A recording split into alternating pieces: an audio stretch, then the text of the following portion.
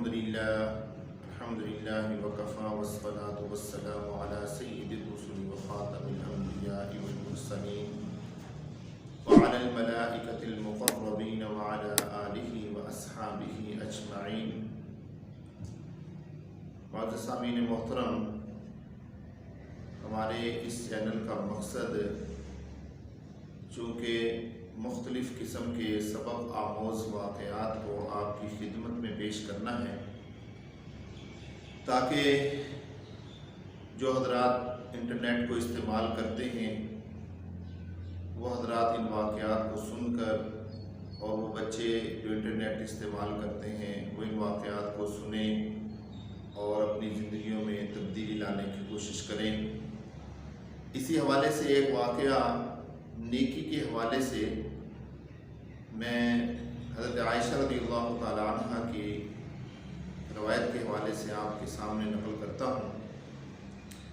ایک مرتبہ نبی محترم صلی اللہ علیہ وسلم ایک سفر کے اندر تھے. آپ علیہ السلام حضرت عائشہ رضی اللہ تعالی عنہ کی گود میں سر رکھ کے لیٹے ہوئے تھے.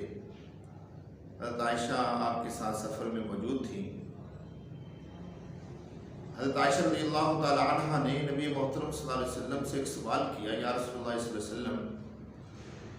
یہ جو آسمان کے اوپر ستارے چمک رہے ہیں، کیا آپ کی امت میں کوئی ایسا شخص ہے جس کی نیکیاں آسمان کے ستاروں کے برابر یا اس سے زیادہ ہوں؟ تو نبی محترم صلی اللہ علیہ وسلم نے ارشاد فرمایا، ہاں عائشہ، میری امت کے اندر ایک شخص ایسا ہے کہ جس کی نیکیاں آسمان کے ستاروں سے بھی زیادہ ہیں، اور وہ میری امت کا فرد حضرت عمر رضی اللہ تعالی عنہ ہے.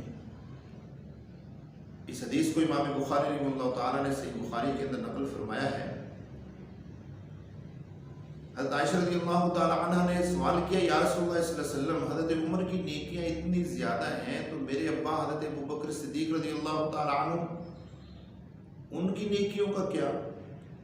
تو نبی محترم صلی اللہ علیہ وسلم نے ارشاد فرمایا، اے عائشہ، حضرت عمر رضی اللہ تعالی عنہ کی ساری زندگی کی نیکیاں حضرت ابوبکر صدیق کی ایک رات کی نیکی کا مقابلہ بھی نہیں کر سکتی.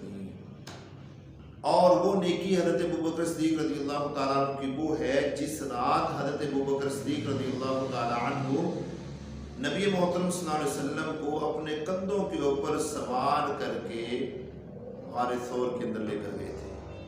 آپ نے فرمایا کہ اس رات کی نیکی حضرت ابوبکر صدیق رضی اللہ تعالیٰ عنہ کی ایسی ہے کہ حضرت عمر رضی اللہ تعالیٰ عنہ کی ساری زندگی کی نیکیاں ابوبکر کی ایک نیکی کا مقابلہ نہیں کر سکتی.